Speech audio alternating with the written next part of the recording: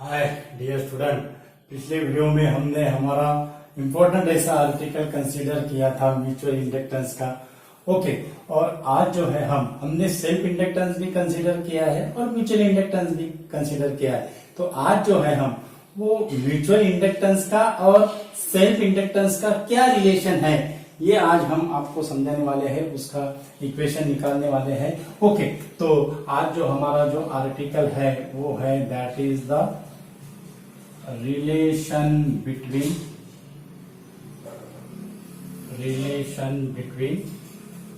Self inductance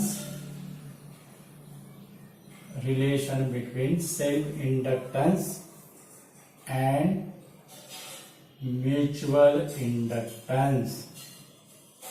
relation between self inductance and mutual inductance. Relation between self inductance और mutual inductance में क्या relation है? Hello dear student, मेरा नाम है महेंद्र और आप देख रहे हो हमारा यूट्यूब चैनल इक्विनॉक्स फिजिक्स, जहाँ पे सिंपल हम फिजिक्स की टीचिंग करते हैं, यानी आपका क्या हो, सेटिस्फैक्शन हो। ओके, तो हमें पता है डियर स्टूडेंट, जो इंडक्टेंस जो है which is proportional to induced EMF produced in circuit. Okay, the inductance of any circuit is proportional to induced EMF induces in that circuit, and it is true for the mutual inductance. Okay, so we write mutual inductance M12 है या M21 है, M proportional to induced EMF induces in the second coil with respect to first. Okay, ये E21 क्या है, यानी mutual inductance proportional to E21। ये E21 क्या है? It is the EMF, it is the induced EMF produced across the second coil due to the flux changes in the first coil, और ये जो E21 है, this E21 is proportional to number of turns and flux produced in the first coil, that is N2 K∅1. E21 proportional to N2 number of turns and K∅1. E2 proportional to N2 K∅1. Okay, अब ये जो K है, this K को हम क्या कहते हैं? Proportionality constant. इसको हम कोएफिशिएंट ऑफ मैग्नेटिक कपलिंग कहते हैं, इसको हम कपलिंग फैक्टर कहते हैं। दिस कपलिंग फैक्टर और this coefficient of magnetic coupling determine the how many portion of the magnetic flux with second coil due to the magnetic flux changes in the first coil. ये जो K है, this K value क्या determine करते हैं? कितना portion का magnetic flux second coil को क्या हो गया है, लिंक हुआ है with due to the respective of the first coil. Okay, तो K जो है, K को हम क्या कहते हैं? That is K, it is called as the coefficient of magnetic coupling. It is called as the coefficient of magnetic coupling. ये K को क्या कहते हैं? Coefficient of magnetic coupling. और ये K की डेफिनेशन क्या होगी फिर? K, it is the ratio of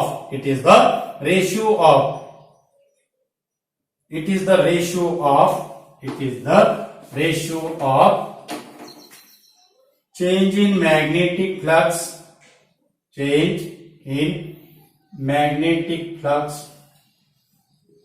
link to the secondary upon change in magnetic flux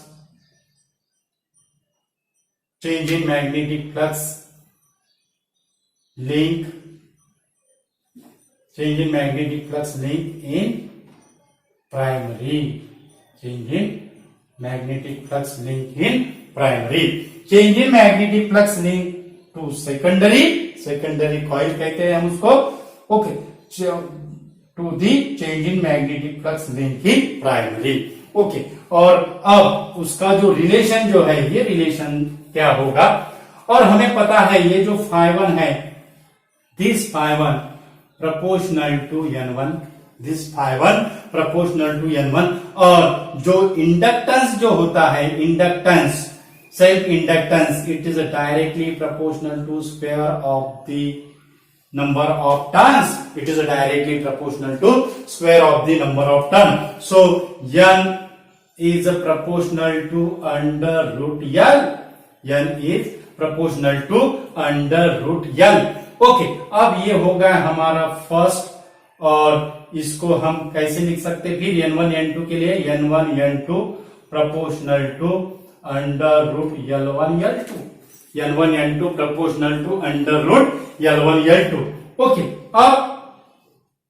अब ये इक्वेशन का और सेकंड इक्वेशन का अगर हमने ये इक्वेशन में अगर यूज अगर किया, ओके, तो हमें क्या मिलेगा, हमें क्या मिलेगा, ये φ1 n1 में कन्वर्ट हो जाएगा, n1 n2 L1 L2 में कन्वर्ट हो जाएगा, और ये जो E21 है, this E21 is replaced by mutual inductance, this E21 is replaced by mutual inductance, therefore m equal to k under root L1 L2, m equal to k under root L1 L2, this is the relation between mutual inductance and self inductance, this is the relation between mutual inductance and self inductance, और इससे coefficient of magnetic coupling, उसको एक coupling factor कहते हैं, तो उसका formula क्या होगा, that is m upon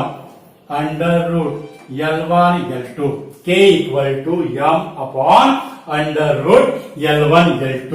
okay, तो ये जो k है, हमने पहले कहा है कि k क्या डिटरमाइन करता है, it is the full part of the portion और half part of the portion of the magnetic flux link to the secondary coil with respect to primary, with respect to primary. Okay, अब ये k की जो value है, k की वैल्यू it is greater than 0 but less than 1, the value of the coefficient of magnetic coupling lies between, it is greater than 0 but less than 1, it is greater than 0, it is greater than or equal to but less than 1।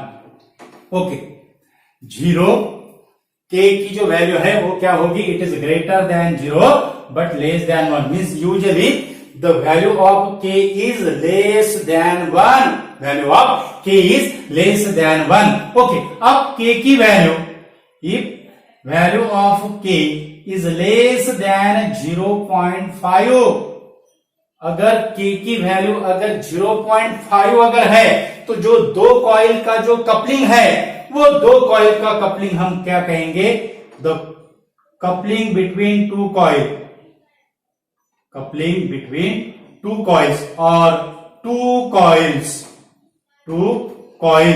loosely coupled, two coils loosely coupled, अगर k की value is less than 0.5 है, तो coupling जो रहेंगी, दो coil की coupling क्या होंगी, लूज रहेंगी, that is the two coils loosely coupled. Okay, और k की value if k is greater than 0.5, k अगर 0.5 से क्या है, ग्रेटर है, if k is greater than 0.5 means यहां पे k is less than 0.5 क्या हुआ था, टू कॉइल्स लूजली कपल्ड हुआ था। ओके, अब यहां पे k is greater than 0.5 but less than 1, ध्यान में रखना है, k is greater than 0.5 but less than 1, then the two coils tightly coupled, two coils tightly coupled। Okay, अब अगर ये जो है, okay, two coils tightly tightly coupled. अब के की वैल्यू यहां पे लिखते हैं। अब के की वैल्यू अगर 1 अगर है, if k equal to 1 then हमें क्या मिलेगा, m equal to under root L1 L2। k equal to 1 that is equal to m equal to under root L1 L2 means mutual inductance that is equal to under root L1 L2 means all the magnetic flux change in first coil it is completely linked with the second coil। k equal to 1 का meaning क्या होता है, जितना magnetic flux first coil में change हुआ है वो सभी का सभी मैग्नेटिक फ्लक्स क्या होगा, सेकंड कॉइल को क्या होगा, लिंक होगा, और उसको हम क्या कहते हैं फिर, परफेक्टली कपल्ड। उसको हम क्या कहते हैं, परफेक्टली कपल्ड। यानी two coils are perfectly coupled. Two coils are perfectly coupled. Perfectly coupled के लिए कंडीशन क्या होना चाहिए, k equal to 1 that means m equal to under root L1 L2। But in practice the two coils never perfectly coupled। two coils never perfectly coupled। perfectly coupled coils practice में नहीं होता है, क्योंकि जो complete जो flux होता है ये change in one coil, it is not completely link with the second coil. Okay, और यम की जो वैल्यू, अगर यम की जो वैल्यू है फिर वो यम की वैल्यू किस पे डिपेंड है, फिर coefficient of magnetic coupling factor between two coils. अगर कपलिंग फैक्टर अगर ज्यादा अगर है, coefficient of the coupling is more than mutual inductance is more. For transformer के लिए कपलिंग फैक्टर जो रहता है, कपलिंग बिटवीन टू कॉइल्स जो रहता है, it is greater, so mutual inductance is desirable for the transformer. लेकिन every appliances, electronics appliances, the mutual inductance value of the K is not greater, because अगर mutual inductance को अगर large अगर करते हैं तो म्यूचुअल इंडक्टेंस क्या करेगा, it is produces the large EMF, means it is induces the large EMF voltage, and this EMF voltage is dangerous for home appliances। This EMF is dangerous for home appliances। Okay, means perfectly coupled के लिए K is not always unity, K is never a unity। अगर K अगर unity अगर है तो फिर क्या होगा, if K की वैल्यू अगर 1 अगर है तो उसके लिए क्या होगा, if K इक्वल टू 1। अब K इक्वल टू 1 अगर करना है तो उसके लिए क्या होगा, जो कॉइल्स है that is primary and secondary coil is bound on the same iron core, is bound on the same iron core. यानी ये अगर प्राइमरी है,